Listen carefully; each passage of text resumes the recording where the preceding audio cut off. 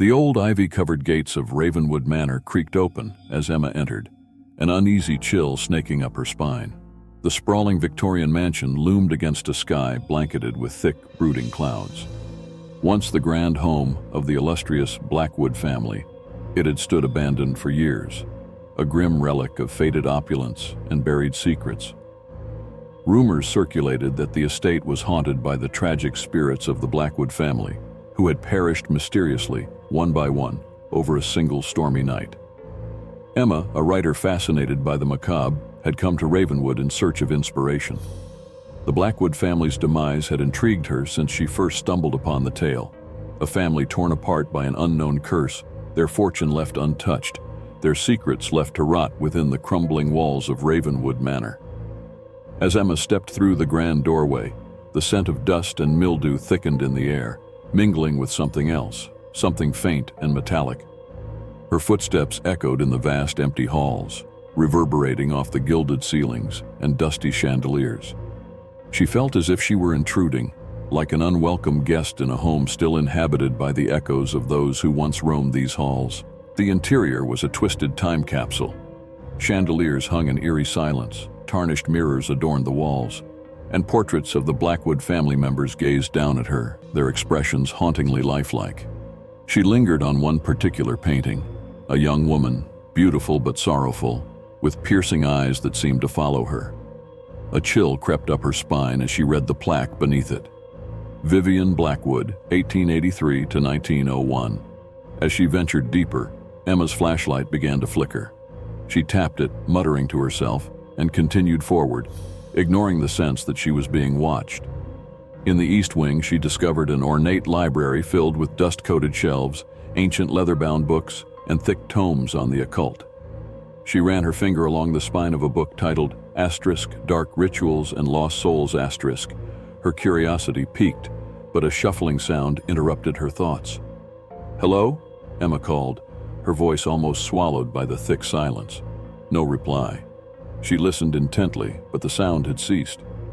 She shrugged, telling herself it was just the wind, though she knew there had been no draft. Determined to learn more, Emma continued exploring. She came across a sitting room filled with covered furniture and a grand piano, its keys yellowed and cracked. A melody, faint and melancholic, played in her head as she crossed the room. She could almost imagine the Blackwoods, their laughter and chatter filling the air, before tragedy struck, and their voices were silenced forever. Her flashlight flickered again, and then, without warning, it went out completely. Darkness enveloped her, thick and oppressive. She fumbled for her phone, but a soft, ghostly glow illuminated the room. She turned, and her breath caught in her throat. The portrait of Vivian Blackwood had come to life. The young woman from the painting stood before her, ethereal and pale, her once sorrowful eyes now dark and empty. Emma stumbled backward, feeling an intense cold seep into her bones. "You shouldn't have come here," the apparition whispered, her voice soft, yet filled with an ancient sorrow. Emma's throat went dry. I wanted to know what happened to your family," she stammered. Vivian's ghost regarded her with a tragic expression, as if torn between revealing her story and sending Emma away. "The Blackwood family was cursed," Vivian began, her voice a blend of sadness and rage. "My father delved into dark magic, seeking power beyond mortal grasp. But his greed, it unleashed something he could not control." Emma's pulse quickened as Vivian's tale unfolded. The Blackwood patriarch, Charles Blackwood, had been a man of ambition and secrecy. Driven by the allure of forbidden knowledge, he had performed a ritual in a hidden chamber beneath the manor.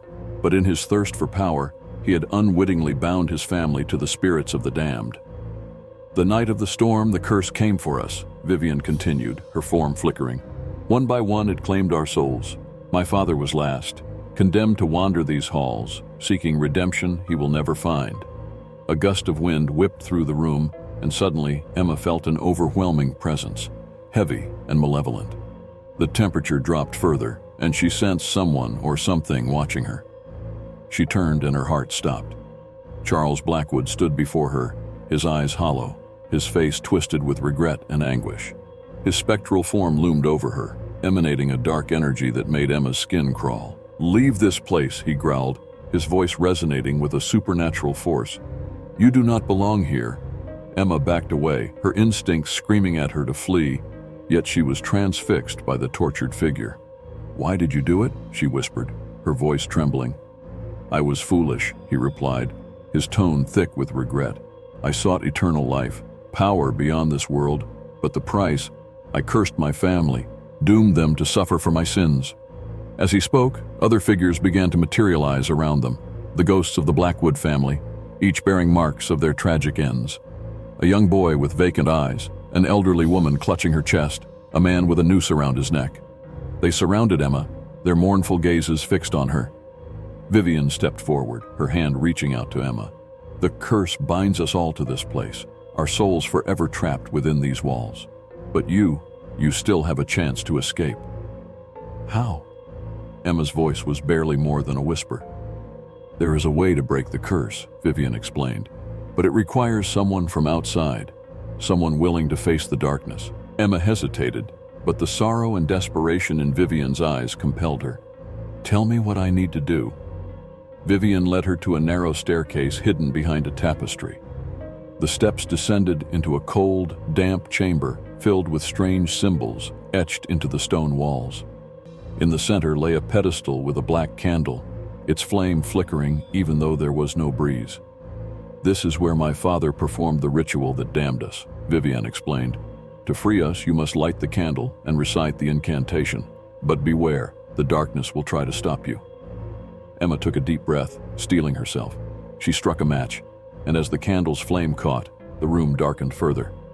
Shadows writhed along the walls, and a low, menacing whisper filled the chamber.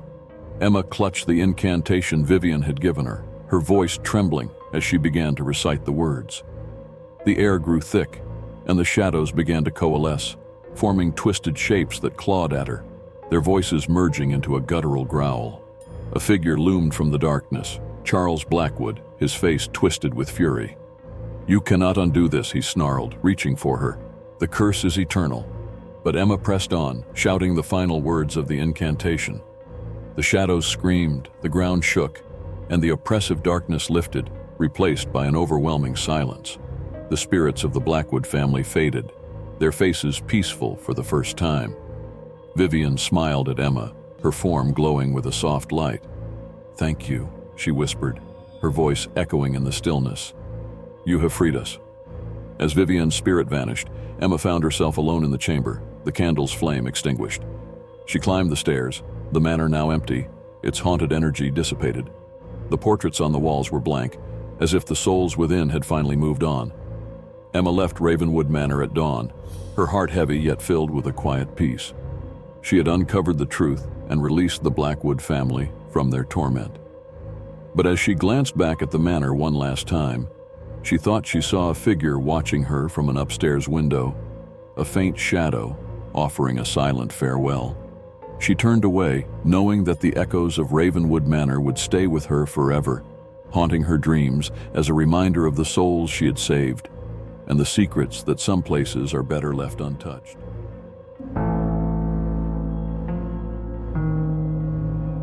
Nestled in the misty hills of Colorado, Hot Springs Inn had once been the height of luxury, attracting travelers and elites drawn by the promise of restorative waters. But as the decades passed, tales of tragedy and mystery slowly replaced its reputation. By the time the inn closed down, it had gained a reputation as a cursed place, a haven for restless spirits. That didn't stop Clara, a paranormal investigator known for her tenacity, from setting her sights on uncovering its secrets. Clara arrived at the inn as dusk settled, the sky a deep bruised purple. The building rose before her, its windows dark and blank, giving no sign of the grandiose hospitality it once offered. The towering pine trees surrounding it swayed with a cold wind that seemed to whisper warnings as she made her way to the entrance, camera in hand. The doors creaked open, welcoming her into a dim, dust-laden lobby. Faded wallpaper peeled in long, curling strips, and the once opulent chandelier above hung like a ghostly relic, its crystals dull and grime-covered. Clara took a deep breath, steadying her nerves as she set up her recording equipment. Her goal was simple: document any evidence of the paranormal solve the mystery, and if possible, communicate with the spirits rumored to haunt the inn. The stories were enough to make even Clara's experienced spine tingle. Guests who had stayed at Hot Springs Inn reported a woman's ghost wandering the hallways, looking as though she were searching for something or someone. Some claimed to have heard voices coming from empty rooms or seen shadowy figures slipping through the walls. And then there was the story of room 318, the room where guests had experienced the most sinister activity, and where a young woman named Lillian had allegedly disappeared over 50 years ago. After setting up her base in the lobby, Clara made her way up the grand staircase, its red carpet faded and worn. The floorboards groaned beneath her weight, each step echoing through the silent halls. She reached the third floor, her flashlight casting a narrow beam that barely cut through the shadows. Her destination, room 318. The door was slightly ajar, as though waiting for her. Clara pushed it open and stepped inside, immediately struck by the room's unnerving chill. Her breath clouded in the air, and her fingers tingled with the cold. The room looked untouched, as if preserved in time. A single bed with an iron frame, an old-fashioned dressing table, and a cracked mirror that reflected her pale face. She set her camera on the table, pointing toward the bed, and began recording, speaking softly into the microphone. "This is Clara Mitchell, investigating room 318 at Hot Springs Inn. Locals say that this room is the most active, and that strange occurrences seem to happen at night." She paused, feeling the weight of silence pressing down on her. "Lillian, if you're here, can you show me a sign?" Nothing. Only the hum of her equipment and the quiet ticking of her watch. But just as she began to feel disappointed, the door behind her creaked closed on its own, shutting with a soft click. Clara's pulse quickened. She trained her flashlight on the door, watching as the handle turned ever so slightly, as if someone were trying to enter. "Is that you, Lillian?" Clara whispered, feeling a strange urge to speak softer, as though the spirit might be frightened. A faint voice drifted through the room, barely audible, but distinctly mournful. He promised he'd come back." Clara's heart pounded. Who promised, Lillian? The room grew colder, and the figure of a young woman materialized near the bed, her form shimmering like mist. She wore a simple white dress, and her face was drawn with sorrow, her eyes hollow and distant. She set her camera on the table, pointing toward the bed, and began recording, speaking softly into the microphone. "This is Clara Mitchell, investigating room 318 at Hot Springs Inn. Locals say that this room is the most active, and that strange occurrences seem to happen at night." She paused, feeling the weight of silence pressing down on her. "Lillian, if you're here, can you show me a sign?" Nothing. Only the hum of her equipment and the quiet ticking of her watch. But just as she began to feel disappointed, the door behind her creaked closed on its own, shutting with a soft click. Clara's pulse quickened. She trained her flashlight on the door, watching as the handle turned ever so slightly, as if someone were trying to enter. "Is that you, Lillian?" Clara whispered, feeling a strange urge to speak softer, as though the spirit might be frightened. A faint voice drifted through the room, barely audible, but distinctly mournful. He promised he'd come back." Clara's heart pounded. Who promised, Lillian? The room grew colder, and the figure of a young woman materialized near the bed, her form shimmering like mist.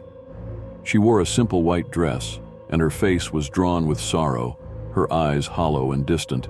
Clara felt an overwhelming sense of sorrow, a heaviness that pressed down on her chest. She knew Lillian's story was only part of the mystery here. There had been others, guests who had vanished, workers who had left in the middle of the night, never to return. Clara decided to stay the night, determined to reach out to any spirits lingering in the inn. She explored room after room, her flashlight flickering sporadically as she walked the abandoned halls. She found herself in the ballroom, where faded murals of cherubs and flowers decorated the ceiling. As she swept her flashlight across the room, she noticed a figure standing by the grand piano, a man in a dark suit, his eyes fixed on her. She took a step forward, and the figure vanished, leaving only a faint melody in the air, as though ghostly fingers were dancing across the keys. The music grew louder, filling the empty space with a haunting waltz that echoed off the walls.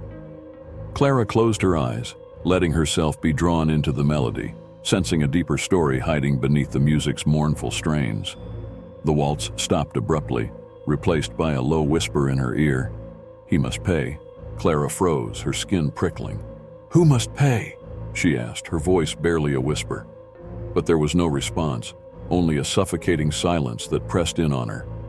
She gathered her gear, intending to review her footage, but as she reached for her camera, she noticed the time had shifted.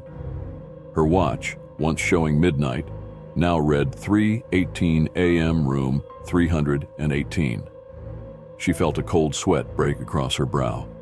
She rushed back to the room, hoping to capture Lillian's ghost once more. She opened the door, but this time the room was transformed. It was bright, filled with sunlight streaming through the window, and she could hear laughter, voices drifting from somewhere close by. A man stood by the window, his back to her. He was well dressed, his hair neatly combed. Lillian stood beside him, her face radiant with happiness. Clara watched, transfixed, as the scene unfolded like a silent film. The man turned, his face shadowed, and Clara felt a jolt of recognition. She had seen his face in a newspaper clipping, a wealthy businessman who had been found dead in mysterious circumstances just days after Lillian's disappearance. The image faded, the room returning to its cold, empty state, but Clara felt something warm beneath her hand. Looking down, she saw a letter lying on the bed, its paper yellowed with age. She picked it up, her hands trembling as she read the faded words. "Dearest Lillian, I cannot marry you. My life is not my own. Forgive me." The final words were smudged, as though by a tear. Clara's heart ached with a sudden understanding. Lillian had died not out of anger, but heartbreak, waiting for a man who had betrayed her. And yet, someone else had been determined to make him pay. Another spirit, one that had grown vengeful, feeding off the sorrow trapped within the inn. At that moment, the door slammed shut, and a dark presence filled the room. Clara felt the malevolent force wrap around her, cold and suffocating. She struggled to breathe as shadows closed in on her, a deep voice whispering, "He lied, he betrayed her. They all must pay." With a burst of strength, Clara pushed toward the door, breaking free from the room's grip. She stumbled into the hallway, gasping for air, feeling the cold presence retreat as she made her way back down to the lobby. As dawn broke, Clara left Hot Springs Inn, the weight of its haunted past pressing heavily on her shoulders. She had captured enough footage to prove the inn's paranormal activity, but she knew she had unearthed something far darker, a sorrow that had festered into vengeance, binding spirits to the walls of the inn. The last thing she heard as she crossed the threshold was Lillian's voice, soft and sorrowful, whispering into the morning air. "He promised. He promised." And as Clara drove away, the distant silhouette of Hot Springs Inn vanished into the morning mist, the laughter and whispers of its lost souls echoing behind her. She knew that no one would ever truly leave the inn. They would be there, forever waiting, forever bound to the haunting secrets of the past.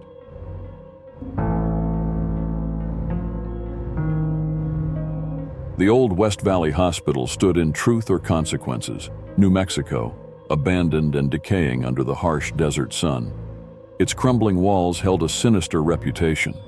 Locals claimed to hear chilling screams coming from its empty halls, and some swore they'd seen figures in hospital gowns wandering its deserted rooms. When it was operational, the hospital had gained infamy for the number of patients who went in for routine procedures and never made it out.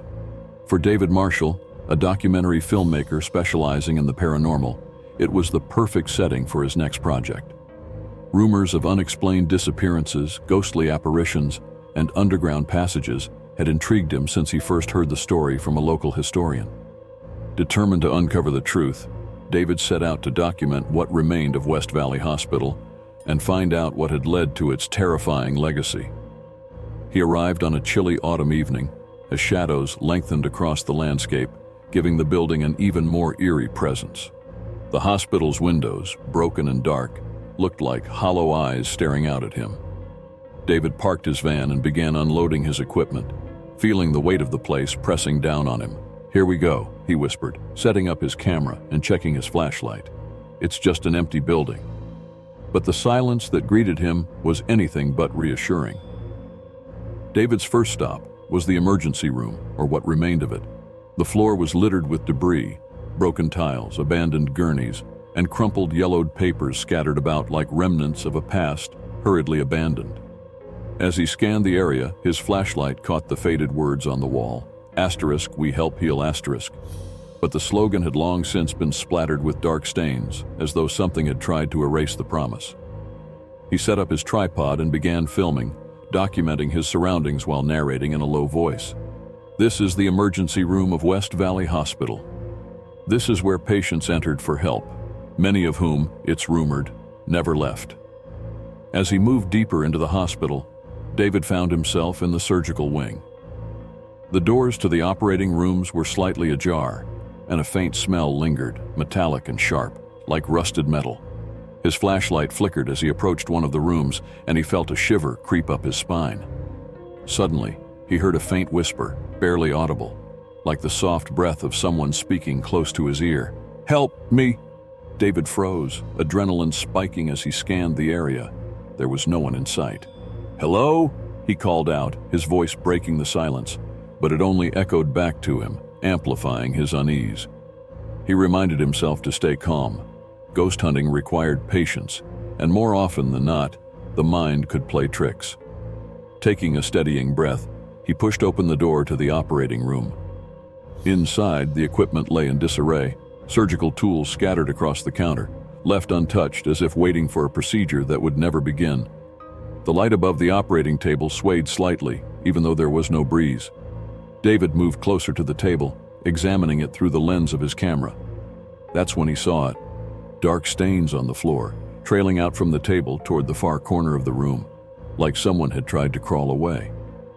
He followed the trail with his camera, his pulse quickening as he captured every detail. Then he heard it again, this time louder, more distinct. A voice, desperate and pleading, "Don't leave me!" David's hand shook as he panned his camera toward the source. In the far corner, a figure was huddled, shrouded in shadow, its face obscured by long, tangled hair. It looked up, its eyes empty and dark, hollowed pits that seemed to stare straight through him.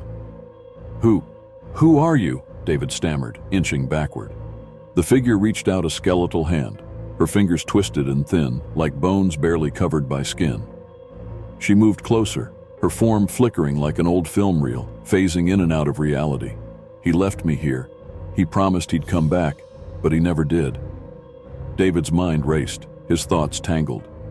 Who left you?"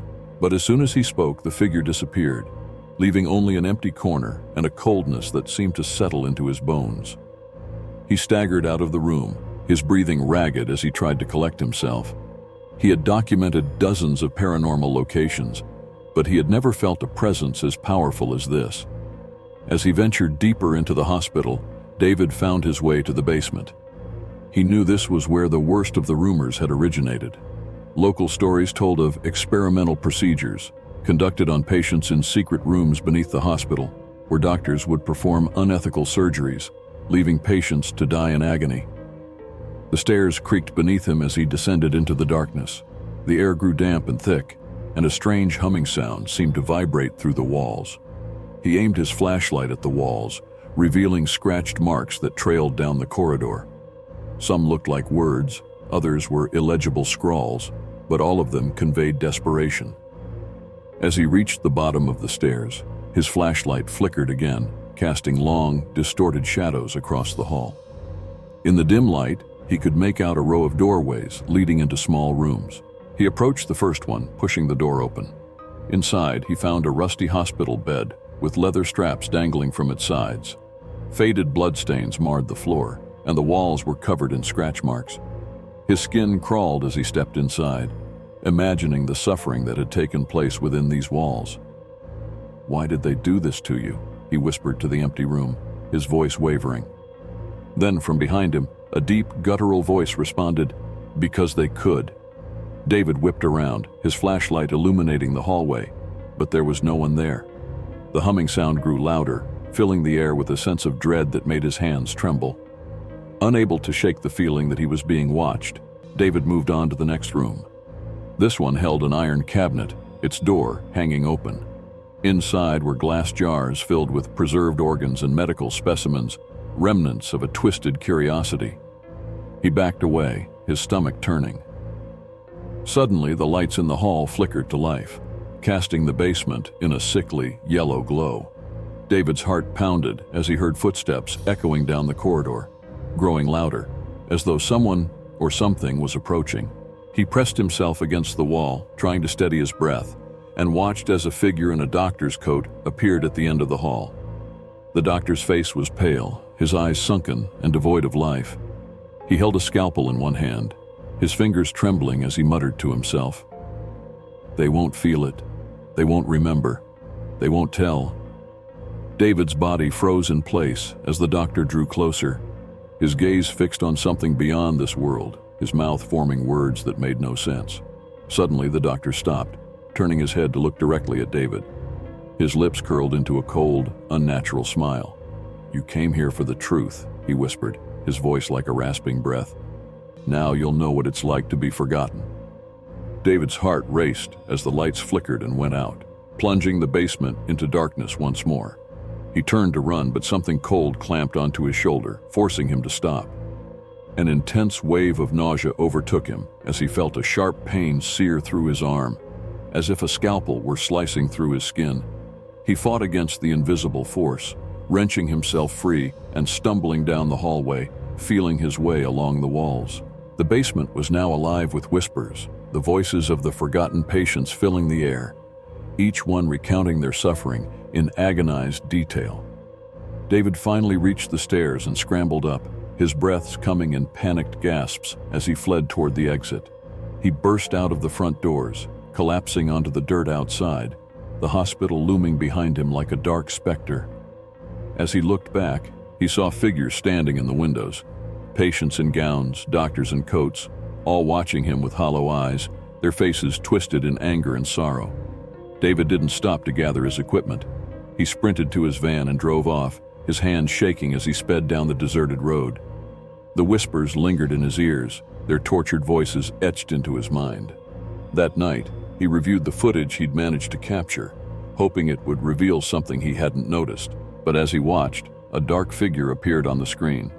A doctor with hollow eyes, staring directly at the camera, his mouth moving in silent, incomprehensible words. David shut off the video, his heart pounding. He knew he had captured proof of the paranormal, but he also knew he would never go back to West Valley Hospital. Some places were meant to be forgotten, their stories left to rot with the walls that held them. But even as he tried to move on, the whispers from the hospital haunted him, filling his dreams with the screams of the forsaken. And he realized, too late, that the spirits of the forgotten hospital would never let him go.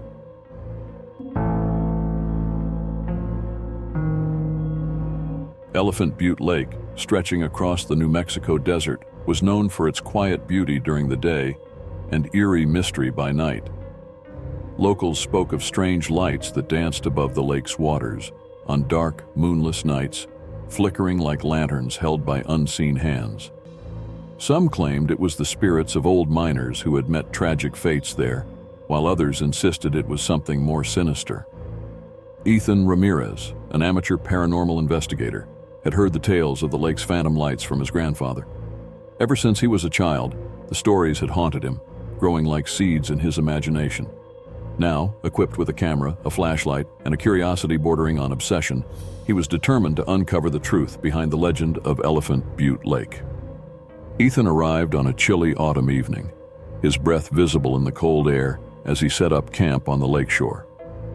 The sun had just dipped below the horizon, painting the sky in shades of pink and orange before darkness crept in. The only sounds were the gentle lapping of water against the shore and the occasional rustle of wind through the sparse desert brush. Despite the tranquility, Ethan couldn't shake the feeling of being watched, as though the lake itself were waiting for him. As night fell, Ethan scanned the lake's surface, his camera ready. For hours he saw nothing unusual, only the vast expanse of water stretching into shadowed silence. Doubt began to gnaw at him. the tales of phantom lights seeming more like folk legends than anything else. But just as he was about to give up, a faint glow appeared on the horizon. At first, it was a tiny, almost imperceptible dot of light, flickering in and out of view like a distant star. But slowly, it grew brighter, and then another light appeared beside it, and another, until a string of glowing orbs floated above the water, casting an eerie glow over the lake's still surface. Ethan's heart raced as he trained his camera on the lights, his mind reeling. The orbs moved gracefully, like figures performing a silent dance. He felt a chill crawl up his spine, the air around him thickening with an unnatural cold. The lights pulsed, brightening and dimming, as if communicating in a code he couldn't understand. Ethan took a step forward, drawn to the lights, and that's when he heard it. A faint, mournful sound drifting across the water. It was like a chorus of voices, barely audible, singing a tune that was both haunting and beautiful. He strained to make out the words, but they were in a language he didn't recognize. A mix of sorrow and desperation carried on the wind. He hesitated, part of him wanting to turn back, but his curiosity was stronger. As he moved closer to the water's edge, his foot slipped on a rock, sending him stumbling forward. He regained his balance, but when he looked up, the lights had disappeared, leaving the lake in complete darkness. Frustrated, Ethan scanned the lake, his camera still rolling, hoping the lights would return. After a few tense moments, he saw something bobbing on the water, a shadow that looked like a boat. His heart skipped a beat as he adjusted the focus, making out the faint shape of an old wooden rowboat drifting toward him. The boat was empty, or so he thought. As it drifted closer, he saw a figure sitting in the back, hunched over as though weighed down by an invisible burden. The figure wore old-fashioned clothing, tattered and soaked, and its face was obscured by shadow. Ethan's flashlight flickered, casting a weak beam that barely reached the boat, and he could see that the figure was clutching something to its chest, a small, rusted lantern that emitted a faint glow. The figure looked up, and Ethan's blood ran cold. The man's face was gaunt and hollow, his eyes sunken, as though he hadn't seen sunlight in centuries. His mouth moved, forming silent words that Ethan couldn't hear, but he didn't need to. The man's expression was enough to convey a deep, aching sorrow. A voice echoed in Ethan's mind, though he wasn't sure if it came from the figure or from somewhere within himself. "I failed them. I led them to their doom." Ethan took a shaky step back, feeling the weight of the man's regret pressing down on him. Suddenly, the man pointed across the lake, his finger trembling. Ethan followed the direction of his gaze and saw more lights flickering to life, moving across the water in a solemn procession. Figures appeared, ghostly forms with lanterns, walking across the lake as though it were solid ground. A sense of unease gripped Ethan as he realized what he was witnessing: a funeral procession. But these weren't ordinary spirits. They were the souls of miners who had drowned when the lake was flooded decades ago. His grandfather had told him the story. A group of miners had been working in a canyon nearby when a flash flood swept through, trapping them beneath the rising waters. Their bodies had never been recovered, their graves left unmarked beneath the lake's surface. Ethan's pulse quickened as he watched the spectral procession move closer, the figures' faces etched with sorrow and anger. He felt an intense pressure in his chest, as though the weight of their suffering had settled within him. He wanted to look away, but something held him in place, forcing him to witness their pain. The man in the rowboat raised his lantern, and the figures stopped, turning their empty eyes toward Ethan. A chorus of whispers filled the air, voices speaking in unison, pleading for release. "Help us! Remember us! Bring us peace!" The words echoed in his mind, each one resonating with a desperation that made his heart ache. Ethan nodded, feeling tears prick at his eyes, though he didn't understand why. He knew he couldn't bring back the lives lost beneath the lake, but he felt an overwhelming urge to honor their memory, to let the world know of their forgotten suffering. As if sensing his resolve, the lights began to fade one by one, until only the man in the rowboat remained. He looked at Ethan, his face softening with gratitude, and nodded before lowering his lantern. The light extinguished, and the man vanished, leaving the boat to drift back into the darkness. Ethan stood by the water, his chest heavy, the silence pressing down on him like a weight. He knew he'd been given a rare glimpse into the past, a chance to bear witness to the souls who still lingered at Elephant Butte Lake. He packed up his equipment, feeling the weight of their story pressing on him as he made his way back to his car. He knew he couldn't simply walk away. He had to tell their tale, to honor their memory. The phantom lights of Elephant Butte Lake were more than just a legend. They were a reminder of lives lost, of promises unfulfilled, and of souls that had never found peace. As he drove away, he glanced back at the lake, half expecting to see the lights return. But the water remained still and dark, as though the spirits had finally found rest.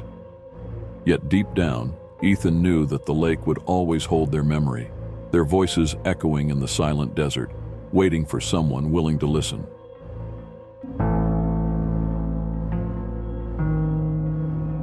It was supposed to be a fresh start. After a messy breakup and the burnout of city life, Leah Grayson moved to the sleepy town of Ashwood, hoping the quiet would ease her mind and bring a sense of peace. But the quaint house she rented, nestled on the edge of a dense forest, came with a strange and unsettling reputation. Locals rarely mentioned it, and when they did, they spoke in hushed tones.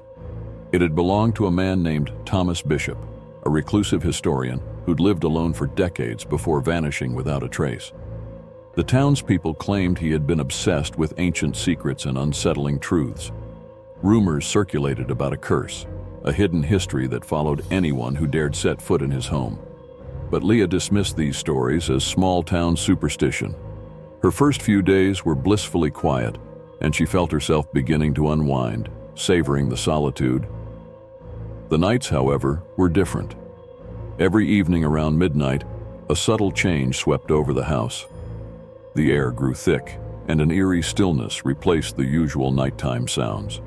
Shadows crept across the walls, stretching and contorting as though they held secrets of their own. On her fifth night in the house, Leah decided to unpack some of the belongings left by the previous owner, stuffed away in a dusty attic that smelled faintly of earth and mold. She rummaged through stacks of old books, journals, and boxes filled with strange artifacts. One box in particular caught her eye. Inside was a leather-bound journal with Thomas Bishop's name scrawled across it in faded ink. The cover was worn, its corners frayed, but the pages inside were meticulously written. As she read, a chill swept over her. Bishop's entries detailed his obsessive research on Ashwood's dark past, his unshakable belief that the town held a terrifying secret, a truth that had been hidden by generations. He wrote of whispers he heard in the night, strange symbols etched into trees around the forest, and an overwhelming sense that something was watching him. Leah brushed it off as paranoia. Bishop had clearly been unhinged. Still, she couldn't shake a feeling of unease. Closing the journal, she turned off the light and went to bed, her mind restless. At midnight, Leah awoke to a soft creaking sound echoing through the house. She froze, listening as footsteps moved slowly down the hallway, past her bedroom door and into the living room. Her heart pounded, but she told herself it was just the old house settling. Gathering her courage, she got up, grabbed her flashlight, and followed the sound. The living room was empty, but a faint scent hung in the air, something metallic and sharp. She scanned the room, her flashlight illuminating familiar furniture. But then her beam stopped on something new, faint footprints in the dust on the hardwood floor, leading from the hallway to the fireplace. Leah felt a chill as she approached the fireplace. There was something unsettling about it, a draft blowing cold air through the cracks between the bricks. Just as she turned to go back to bed, she noticed a small handle hidden in the fireplace wall, barely visible beneath layers of grime. Curiosity overtook her fear. She grasped the handle, giving it a hard pull. The entire fireplace swung open with a groan, revealing a narrow stone staircase descending into darkness. Leah hesitated, but the lure of discovering what Thomas Bishop might have left behind was too strong. She grabbed her flashlight and stepped onto the stairs, each step creaking beneath her weight. The walls closed in as she descended, the air growing colder with each step. At the bottom, she found a small, windowless room with stone walls lined with shelves. Strange artifacts cluttered the shelves, odd statues, weathered maps, and bottles filled with dark, unidentifiable liquids. But it was the desk in the center of the room that drew her attention. On it lay a stack of papers and an old recording device. Intrigued, Leah pressed play, her skin prickling as she heard Thomas Bishop's voice. "The truth. It's not something you seek out willingly." His voice crackled through the speaker, weary and fractured. "It finds you, it follows you. And once you know it, you can't escape." The recording continued, detailing Bishop's research into the town's history, a history of vanished townspeople, whispered curses, and strange disappearances that had plagued Ashwood for centuries. His words grew frantic, describing the sensation of being watched, of shadows creeping through his home, of a truth so dark it seemed alive, chasing him down. Then the recording went silent, replaced by faint, ragged breathing. Leah felt her stomach churn. She shut off the recorder, backing away from the desk. She had heard enough. Turning on her heel, she hurried up the stairs, desperate to put distance between herself and that dark, hidden room. But as she reached the top of the staircase, she heard something that made her blood run cold. The sound of footsteps, echoing her own, following her up from the depths below. She ran to her bedroom, slamming the door shut and pressing her back against it. The house fell silent again, the air thick with a foreboding presence. She tried to calm herself, telling herself it was her imagination, that she was letting Bishop's words get to her.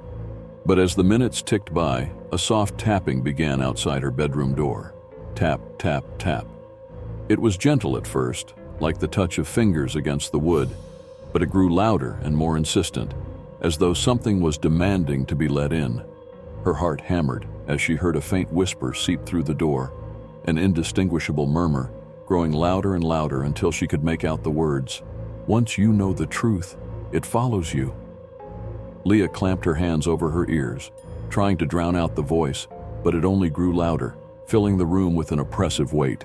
She felt trapped, as though the house itself were closing in on her. The whispering stopped, replaced by silence so thick it was almost suffocating. Leah let out a shaky breath, thinking it was over, but then she heard it again, the faint footsteps moving away from her door, echoing through the house. The next morning, Leah packed her things, determined to leave the cursed house and the nightmare that had come with it.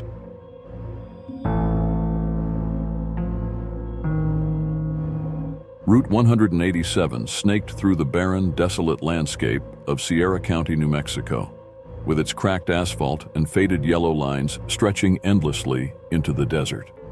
The locals called it Screaming Highway, and for good reason. Many who traveled Route 187 at night claimed to hear the sounds of desperate wails and tortured screams echoing through the darkness. Car crashes, sudden disappearances, and eerie sightings had plagued the route for decades, feeding its sinister reputation. Determined to uncover the truth behind the haunted road, Alex Carter, an investigative journalist with a knack for the paranormal, decided to take the journey himself. Despite warnings from the locals and truth or consequences, Alex rented a rugged four-wheel drive vehicle and set off on a moonless night, his equipment packed and ready. His editor thought it was a fool's errand, but Alex had always been driven by stories others were too afraid to tell. The road was deserted, and his headlights barely penetrated the thick darkness that seemed to swallow everything beyond the reach of his beams. He drove slowly, scanning the sides of the road for any sign of the apparitions or figures that travelers had reported seeing. The air inside the car grew stale, and the silence was thick and unsettling. As he approached mile marker 23, the stretch of road with the most reported hauntings, Alex pulled over, his engine idling in the quiet. He stepped out, camera in hand, and the chill of the desert night seeped into his bones. It was silent, unnaturally so, and he could hear nothing but his own breathing and the faint ticking of the engine as it cooled in the cold night air. Alex began recording, his flashlight casting long shadows on the barren landscape. "This is Alex Carter, reporting from Route 187, also known as the Screaming Highway," he narrated in a low, steady voice. "Locals claim this road is haunted by the spirits of those who met their tragic ends here. Some say the highway is cursed and that their screams can still be heard late at night." As he continued down the road on foot, he noticed something strange on the pavement, a set of skid marks leading sharply off to the side, disappearing into the desert. They looked fresh. He followed them, shining his flashlight toward a twisted wreck partially hidden in a gully. The car was old, its windows shattered, and the rust on its frame suggested it had been there for years, abandoned and forgotten. Alex approached the wreck cautiously, his flashlight illuminating the shattered windshield and the torn upholstery. Inside, he saw something that made his blood run cold. An old photograph lying on the passenger seat, perfectly preserved despite the elements. It was a faded image of a family, a young couple with a little girl, all smiling, unaware of the fate that had befallen them. A sudden chill swept over him, and he shivered, though the night was still. As he turned to leave, a faint sound caught his attention, a soft, desperate whisper drifting on the breeze. He strained to listen, but the voice faded, replaced by the eerie silence of the desert. He quickened his pace, feeling as though unseen eyes were watching him. Back in his car, Alex took a deep breath to steady himself, trying to shake the unsettling feeling. He continued down Route 187, determined to reach the notorious curve at mile marker 33, the spot where most of the screams were said to be heard. As he neared the marker, a low fog began to settle over the road, unusual for the arid desert. It wrapped around his car, thick and ghostly, obscuring the landscape. His headlights seemed to cut through nothing but a dense, endless haze. Then, through the fog, he saw it, a figure standing in the middle of the road. Alex slammed on the brakes, his car screeching to a halt just a few feet from the figure. Heart racing, he blinked, and the figure disappeared. He peered out his windshield, scanning the road ahead, but it was empty. Before he could process what he'd seen, a loud, anguished scream pierced the silence, echoing through the fog and filling the car. It was a scream of pure terror, raw and desperate, as if someone were reliving their final moments. Alex's pulse raced as the scream faded, replaced by a soft, sorrowful crying that seemed to come from all around him. He gripped the steering wheel, trying to steady his hands. "It's just the wind," he told himself, but he knew it was more than that. The screams seemed to linger in the air, charged with a lingering sadness and rage. Gathering his courage, he stepped out of the car, his flashlight barely penetrating the dense fog. As he walked down the road, the cries grew louder, more frantic, until he could barely stand the noise. He stopped at the edge of the road, feeling the cold seeping into him as the cries swelled into a crescendo and then fell silent. A sudden flash of light illuminated the fog ahead, and Alex saw them, shadowy figures flickering in and out of view, dressed in clothes from different eras. They were ghostly apparitions, frozen in expressions of terror and anguish, their mouths open in silent screams. Some had arms outstretched, as if reaching for help that never came, while others clutched at wounds, their faces contorted in pain. Alex stood frozen, his heart hammering in his chest. He wanted to run, but his legs felt like lead. The figures began moving toward him, their expressions shifting from fear to anger. One figure, a man in a dark coat, pointed at Alex, his eyes filled with rage. "You don't belong here," the man's voice rasped, though his mouth didn't move. The words echoed in Alex's mind, filling him with a suffocating dread. I'm just here to tell your story," Alex stammered, but his voice sounded small and hollow. The man's gaze didn't soften. "You can't tell our story. No one ever listens."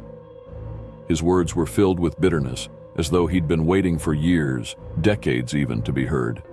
The other apparitions began closing in, their eyes fixed on Alex, their faces twisted with pain and anger. "We're still here," they whispered, their voices overlapping in a haunting chorus. Forgotten, abandoned, left to scream. Alex stumbled backward, retreating to his car, his hands shaking as he fumbled for his keys. The figures watched him, their expressions unchanging, as he finally managed to start the engine. He sped away, the fog lifting just enough for him to see the road ahead. As he drove, he glanced in the rearview mirror and saw them standing on the side of the road, their ghostly figures watching him, their eyes filled with sorrow and a haunting sense of abandonment. He could still hear their voices, faint and distant, as though carried by the wind. "Don't forget us. Don't let them forget us." Back in Truth or Consequences, Alex returned to his motel, his hands still shaking as he reviewed the footage. But as he watched, his heart sank. The camera had captured only static, distorted images of fog and darkness. The apparitions, the voices, the screams, none of it was there. He knew what he had seen, but without proof, no one would believe him. The spirits of Route 187 would remain hidden, their cries unheard, their suffering forgotten by all but those who dared travel the haunted road. As he lay in bed that night, unable to sleep, he heard a familiar sound, a soft whisper, a faint scream. He sat up, his blood turning to ice. The voices were with him, following him, their cries echoing in his mind. He realized then that the haunting of Route 187 was not bound to the road alone.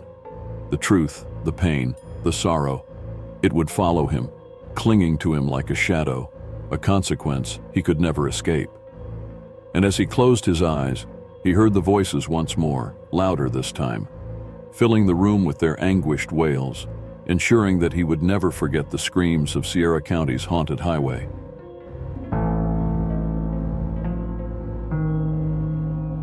The small town of Truth or Consequences, New Mexico, had always carried an air of mystery, an oddness that lingered long after sundown.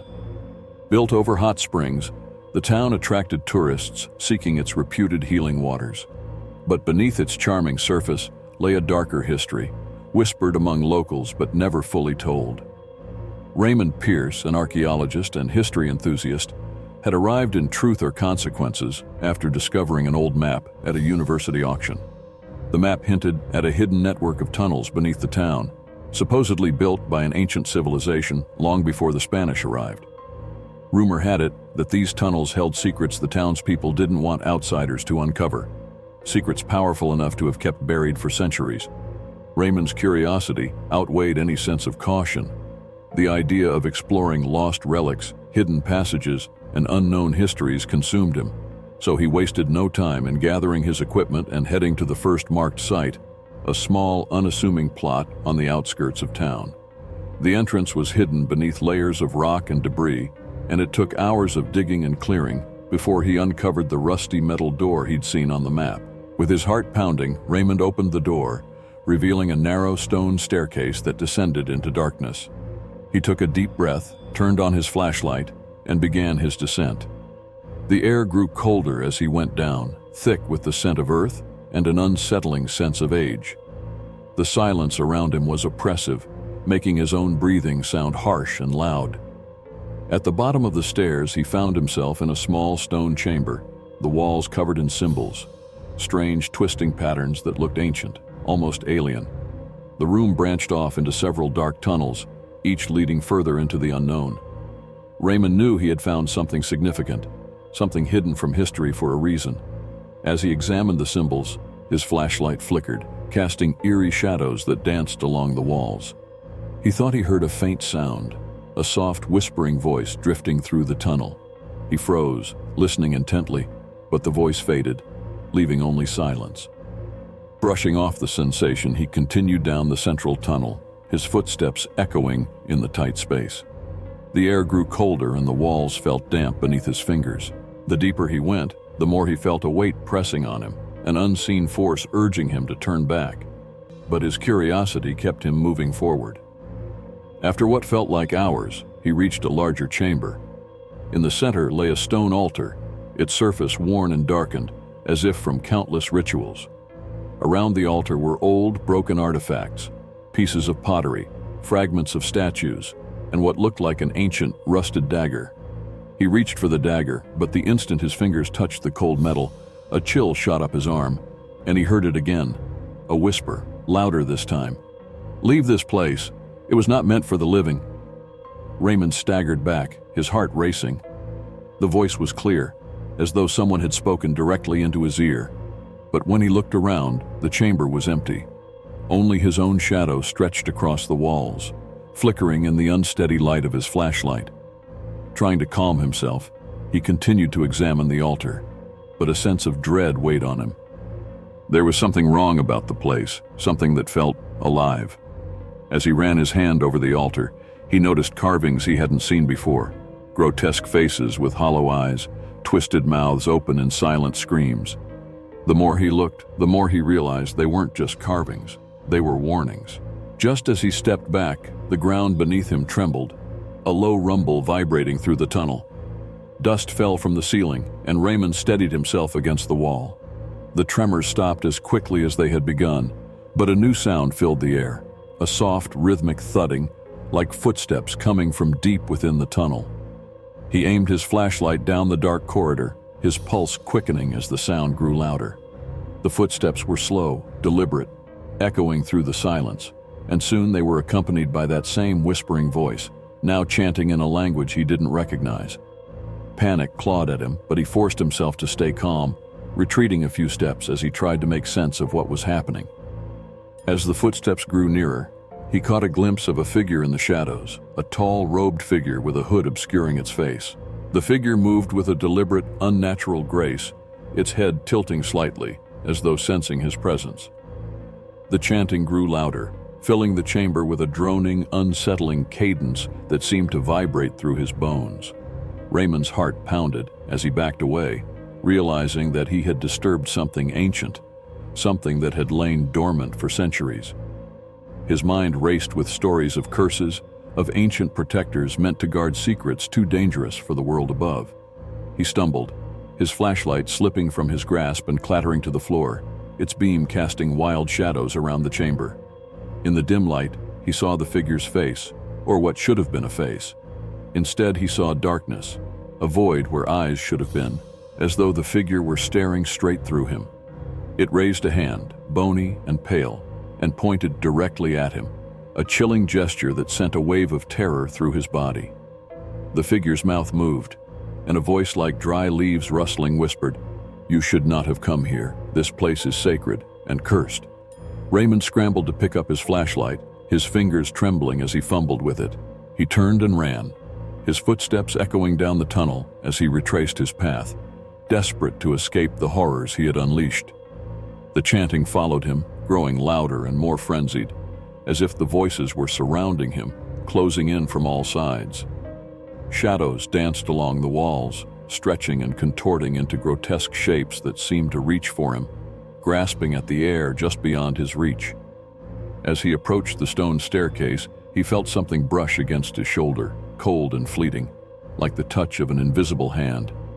He pushed himself harder, practically leaping up the stairs, his lungs burning as he burst through the metal door and into the night air.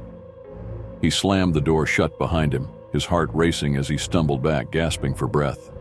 But the silence that followed was even more unsettling. The desert night was still, the stars above seeming to watch him with an indifferent gaze. But he knew he wasn't alone. In the days that followed, Raymond tried to leave truth or consequences, but something always held him back. His car broke down, the repairs taking longer than expected. Then he fell ill, a fever that kept him bedridden, haunted by visions of the figure in the tunnel, its empty face looming over him as it whispered in that foreign tongue. Finally, one night, as he lay in bed, he heard it, the chanting, faint at first but growing louder, echoing through the walls of his motel room. He sat up, his heart pounding, and realized with horror that the whispers had followed him. Desperate, he stumbled out of bed, grabbing his keys and heading for his car. But as he reached the door, he saw them, figures standing in the motel hallway, their faces shrouded, their eyes dark and empty. They surrounded him, their whispers filling the air, overlapping into a cacophony of voices that drowned out his own thoughts. "You brought this upon yourself," they chanted, their voices merging into one haunting collective drone. "The secrets beneath this town were meant to stay buried." Raymond screamed, but no sound escaped his lips. The figures moved closer, their hands outstretched, their touch cold and suffocating. He felt himself slipping, his vision blurring as darkness closed in around him. When he awoke, he was back in the tunnel, lying on the cold stone floor of the chamber with the altar looming over him. The symbols on the walls glowed faintly, casting an eerie light across the room. And there, standing in the corner, was the hooded figure, watching him with those hollow, empty eyes. As Raymond struggled to his feet, he realized the terrible truth. He had become part of the secret he had sought to uncover. The curse of truth or consequences had claimed him, binding him to the hidden depths beneath the town. And as he stood in the darkness, listening to the whispers that would haunt him for eternity, he knew he would never escape the secrets buried beneath truth or consequences.